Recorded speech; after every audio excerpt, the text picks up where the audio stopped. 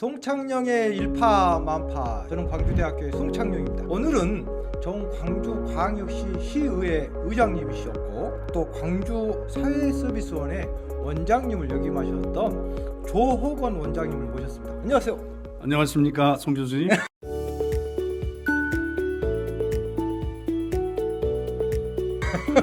잘 계셨어요? 잘 있었습니다.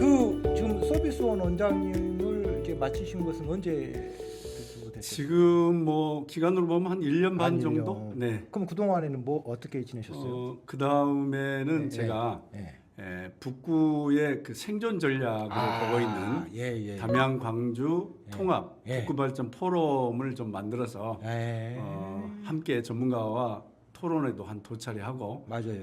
여러 가지 언론에서 본 것 같아요. 그렇죠. 네. 사실 담양하고 광주는 거의 뗄래야 뗄 수 없는 관계지 않습니까? 네. 일단은 저의 어떤 발상은 근본적으로 광주 전남은 대통합을 해야 된다는 게 저의 생각이고요. 그리고 대통합이 쉽지 않다 그러면은 우선은 북구나 동구, 즉 원도심에 활기를 불어 넣으려면은 광주만한 면적이 담양이 똑같습니다. 그래서 담양이 광주광역시 담양군으로 이렇게 도농복합의 형태로 가는 것이 좋겠다.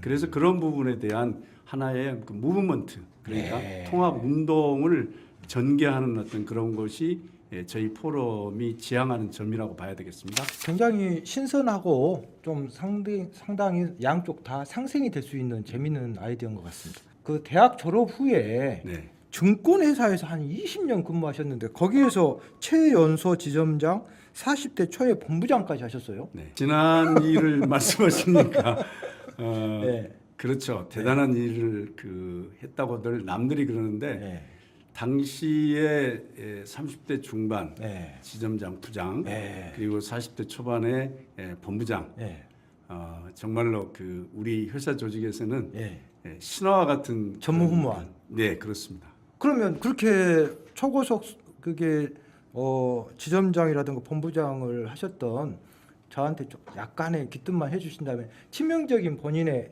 강점은 뭐였습니까? 지금은 이제 뭐 그렇다고 볼 수는 없는데 시황 자체를 잘 분석을 하고 그리고 매도 매수의 타이밍을 잘 잡고 그래서 손님들에게 좋은 어떤 수익을 안겨주는데 상당히 좀 재능이 좀 있었고 그리고 조직 관리에 상당히 뛰어난 여러 가지 능력들을 발휘해서 잘 아시겠지만 금융기관이라는 게 다 성과가 이제 이렇게 나오는 거니까 그렇죠. 그걸 토대로 해가지고 초고속 승진을 하게 됐습니다. 부끄럽습니다. 공부를 많이 하셨나 봐요. 그러면 요즘에 코스피라든가 증권시장은 요즘 어떻습니까? 전문가 입장에서. 그러니까 지금 현재 한국하고 일본이 전임 미답의 경지다.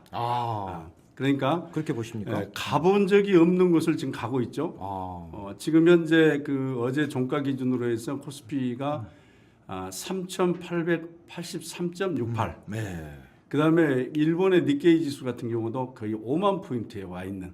그래서 증권시장이 정말로 화랑을 좀 겪고 있는데 신기하네요. 이런 것들이 지금 이재명 정부의 5천 포인트 코스피 이런 것들이 영향을 좀 많이 받고 있다 이렇게 봅니다. 그럼 5천 포인트 언제 됩니까? 그러니까 어제 제가 국무회의에서 대통령께서 이런 말씀을 하셨어요. 당연히 지금 현재 주식이 정상화되는 것으로 움직이고 있고 국내 증시의 상승은 더 여력이 있다. 그래서 비생산적인 분야에서 놀고 있는 유동자금 자체가 생산적 금융 중심으로 다양화되고 건실화되는 어떤 그런 과정이지 않겠냐 이렇게 이제 말씀을 해주셨어요. 저는 충분히 대통령 5천 포인트와 마찬가지로 상승 여력이 상당히 있다. 그 어떤 구체적인 어떤 예를 하나 들어보자면 PBR이라는 주가 순자산 비율이 있습니다. 그래서 주가를 한 주당 순자산 가치로 나누는 것을 말하는데 저희 우리나라 증권시장의 PBR이 1.07입니다. 상대적으로 서방의 선진국 같은 경우는 PBR이 3.5 정도 되거든요. 그래서 이 자산 가치를 다른 말로 표현하면 청산 가치라고 이렇게 표현할 수 있는데 예. 기업의 청산 가치. 예. 그런데 그게 한 1 정도인데 예. 선진국은 3.5다. 예. 그거 보면은 우리나라의 증권시장에 상장되어 있는 여러 기업들의 내용 자체가 예. 아직은 상승할 수 있는 그런 여력이 많이 있다.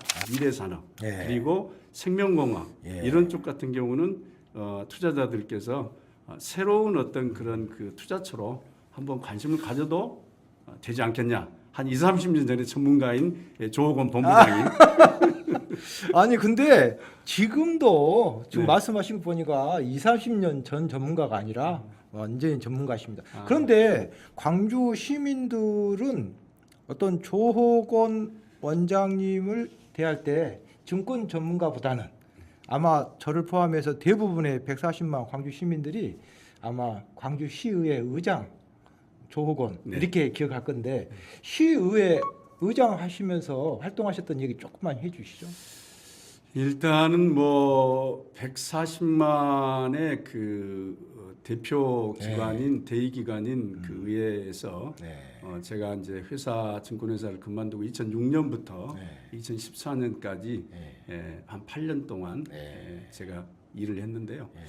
지금 가장 그 의장 시절에 기억 남았던 거는 김범일 그 대구시장이 아마 2013년도에 대구시장 그다음에 광주시장이 교차로 이렇게 근무를 하는 그런 그 프로젝트가 있었어요. 그 전에는 없었나요? 그런데 왕왕 있죠. 그런데 그때 이제 광주에 와서 하루 동안 직무를 하실 때 의회 의장실을 찾아왔어요. 그래서 그때가 2013년도 그 초중반에 5.18 역사 왜곡이 상당히 그 심각했던 그런 그 때거든요. 그때 김범일 그 대구시장님한테 영호남의 화합이라든가 또는 그 달빛 동맹의 어떤 취지를 좀 살려가지고 5월 18일 날 대구시장님하고 대구시의회 의장님도 5.18 광주 국립묘지에 좀 참배를 하고 그리고 시의회 광주시의회 의장하고 그 다음에 광주시장이 그 2.28 대구 학생 독립운동이 있습니다. 학생 독립운동은 아니겠네요. 왜냐하면 그때가 이제 이승만 정부의 부정선거 때문에 그 4.19 혁명 전에 일어났던 게 2.28 대구 이제 그 어떤 운동인데 그거를 대구에서는 상당히 크게 행사를 치르고 있거든요. 그래서 저희 시장과 시의회 의장이 답방을 2.28 대구에 가는 걸로 이렇게 서로 하자. 그래가지고 그때 이제 그게 아주 그 좋은 결실을 맺어가지고 2013년 이후에 계속적으로 양 시도의 시장과 의장이 함께 그 지역의 가장 큰 어떤 행사에 참여하고 있고요. 그리고 또 이제 의원 시절에 좀 생각나는 거는 학교의 공유 재산들이 있습니다. 학교 시설물을 관리하고 운영하는 그런 조례가 있는데 그 당시에 제가 광주광역시 생활체육회 배드민턴 회장을 하고 있었어요. 그래가지고 학교의 그 공유재산 같은 경우가 운동장이라든가 그다음에 강당, 도서관 뭐 이런 여러 가지가 있죠. 그래서 그 중에서 실내 운동을 하는 그 배구나 배드민턴 그런 동호인들에게 무상으로 무상으로 학교가 그거를 제공해주는. 그래서 그냥 무상이 아니고 사용하는 쪽에서 사용료를 좀 내긴 했지만은 그거를 교육청하고 시청이 반반으로 매칭 펀드를 해가지고 학교에 지원해 주는 걸로 하고 사용자인 동호인들 같은 경우는 학교에다가 사용료를 안 내는 그런 그 조례를 좀 개정해서 상당한 어떤 그 지금도 거기에 관계된 어떤 그 생활체육 동호인들이 많은 그런 좋은 말씀을 주시고 있습니다. 생활체육인들은 폭발적으로 인기가 있었겠네요. 상당히 인기가 좋았죠. 저도 지금 광주광역시 체육회 시체육회에 제가 부회장하고 있는데 배드민턴 협회가 제일 왕성하고 제일 인구가 많은 것 같아요. 인원이. 배드민턴은 그 실내에서 하기 때문에 계절적인 수요에 그 민감하지 않습니다. 그렇죠. 그리고 바로 한 5분, 10분 실내에서 이렇게 운동을 시작하면 바로 땀을 흘리게 돼 있고요. 맞아요. 그리고 또 남녀가 함께 맞아요. 단식 복식을 할 수 있고 남녀노소 누구나. 그렇습니다. 예, 그래서 상당히 그 운동 종목 중에서는 맞아요. 생활체육 쪽에서는 가장 인기가 많고 동호인이 많은 맞아요. 그런 쪽입니다. 예. 그 우리 광주 광역시 사회서비스원은 이거 뭡니까? 이 광주 사회서비스원. 그러니까 이제 교수님 말씀하신 것처럼 사회 서비스원 그러면은 네. 뭐 서비스가 뭐냐 네. 뭐 이렇게 이야기하는데 거기다가 네. 사회복지 서비스원 아, 이렇게 예. 이렇게 하면 훨씬 이해가 좀 쉽죠. 예. 그래서 사회 서비스원이라는 것은 그 사회복지 서비스의 공공성과 투명성 그리고 전문성을 이제 향상시켜 가지고 예. 서비스의 품질을 높여서 서비스를 받는 어떤 국민들의 만족도를 높이고 그리고 서비스 쪽에 근무하는 종사자들의 처우라든가 그 다음에 고용 안정을 해주기 위해서 만들어진 법률이 만든 공공기관입니다. 이거는 그러면 원래 없었습니까? 기존에? 원래는 없었죠. 원래는 아. 없고 법률이 만들어져서 이제 2020년 정도에부터 태동된 그런 이 법률이 정한 기관이라고 봐야겠죠. 공공기관. 이건 초대 그러면 원장님이 제가 초대 원장을 했습니다. 좀 힘들으시겠는데요. 아무래도 이제 기초를 만들고 네. 쌓는 것은 네. 그 기존에 있는 어떤 조직을 이끌어가는 것보다는 훨씬 힘들죠. 그래서 제가 혼자 원장으로 그 명을 받아가지고 공무원 5분 그 지원을 받고 그래서 3년 하면서 마지막에 나올 때는 우리 서비스원의 가족이 400명까지 성공했죠. 대박이네요. 근데 그것뿐만 아닙니다. 뭐냐면 지금 현재 그 광주다운 통합돌봄 있지 않습니까? 예. 그거를 만들어내는 산파 역할을 광주광역시 사회서비스원이 했고요. 그리고 지금 현재 그 통합돌봄의 전반적인 어떤 운영의 중심에 우리 서비스원 가족들이 함께 하고 있어요. 과거에 그 복지 서비스에서 1+1이라고 봐야죠. 대상자가 신청을 할 수도 있고 그 다음에 서비스를 그 전달 체계에 있는 사람이 그거를 찾아서 발굴하고 그렇기 때문에 그 폭이 상당히 늘어난 거고 그 다음에 또 하나 광주다운 통합 서비스의 그 중요한 것은 뭐냐면 전체 시민이 마음대로 필요할 때 사용할 수 있다는 그런 포괄적인 개념을 가지고 있어서 지금 그 우리 광주다운 통합돌봄의 또 다른 숨어 있는 큰 의미가 뭐냐면 5.18 광주의 대동정신 그리고 공동체 정신 이게 이제 스며 있는 거죠. 그래서 이 광주다운 통합돌봄 서비스가 모태가 돼가지고 내년 3월부터 돌봄 통합지원법이라는 게 이제 만들어졌습니다. 그래서 돌봄 통합지원법이 전국에 이제 시행을 하게 되죠. 그래서 광주의 이 행정의 모델이 우리나라의 그래요? 모델이 돼버린 거죠. 대단한 겁니다, 이거. 박수. 야, 아니 굉장히 유의미한 활동인 것 같아요. 왜냐하면 저는 그냥 통합 돌봄이 막연하게 뭔가 했더니 그 의미를 들어보니까 어떻게 보면 사회적 약자 그런 기울어진 운동장에 계신 분들을 우리가 바로 세워서 근데 그걸 니즈를 파악해서 보다 도전적이고 공격적이고 적극적으로 능동적으로 하겠다 이런 것으로 제가 받아들이겠습니다. 그러니까 이제 복지라는 거는 주로 행정에서 많이 이제 그 수혜자들하고 관계에서 이런 건데 이렇게 표현하면 좋죠. 복지는 행정이 아니라 사람의 온도다. 서비스 원장 할 만하죠. 아니 5명에서 400명까지 이렇게 늘리시면서 저는 거기에서 일단 최소한의 리더십은 확실하게 검증이 됐다.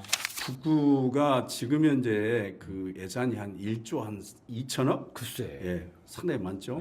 이 중에서 72%가 복지 예산이에요. 아마 북구 같은 경우는 저 같은 복지 전문가들, 복지의 상당한 현장감과 정책의 이런 부분을 경험한 사람들이 모여서 북구를 좀 걱정하면은 상당히 의미가 있는 그런 자리가 아닐까요?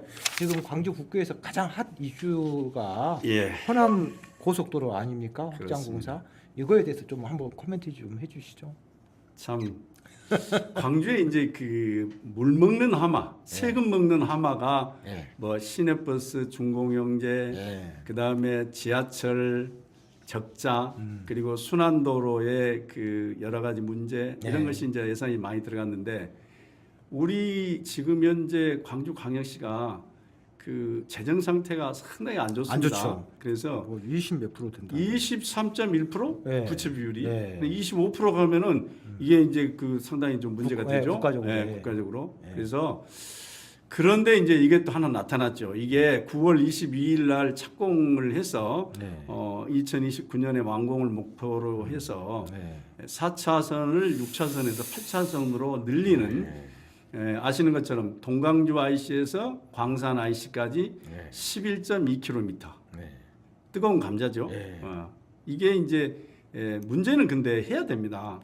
해야 되는 이유가 뭐냐면 지금 그 구간이 하루에 14만 3천 대의 차량이 통행하는데 실제로 적정 통행량이 5만 1천 대예요. 그러면 한 3배 이상의 교통 혼잡이 일어나는데 이 구간이 아마 전국에서 가장 트래픽이 심한 어떤 그런 아주 그 악성 구간입니다. 거기에다가 지금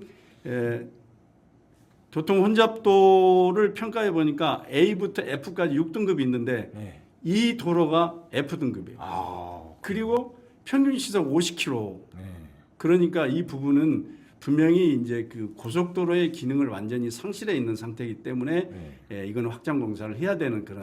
한때는 우리나라에 그 비가 오면 한때는 뭐 게릴라성 폭우다, 국지성 폭우다 하다가 또 최근에는 물폭탄이라는 말 쓰다가 올해는 용어가 괴물 폭우다 이렇게 했는데 우리 북구 운암동 쪽이라든가 그 영봉동 쪽이 지금 상습 침수되고 있잖아요. 그래서 특별재난지역으로 선포가 됐나요?